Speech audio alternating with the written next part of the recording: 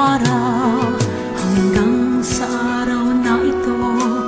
ng pagdiriwang ng dakilang yubileo ng sambayan na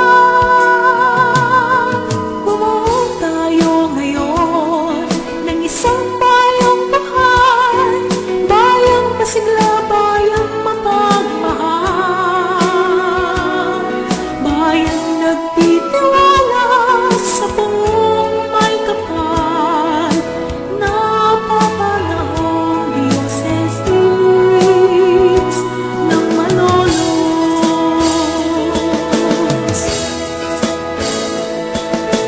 Tayo ay lumapit sa Ama nating lumikha, kay Jesus na salita ng Diyos, ating manunubos, at sa Espiritu Santo na gumagabay sa ating lahat ng maging bayang ganap.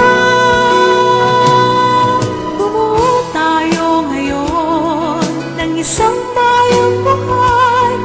bayang masigla, bayang mapagmahal, bayang nagtitiwala sa buong may kapal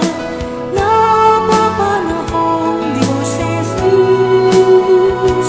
ng malolos. Sa mahal na Birheng Maria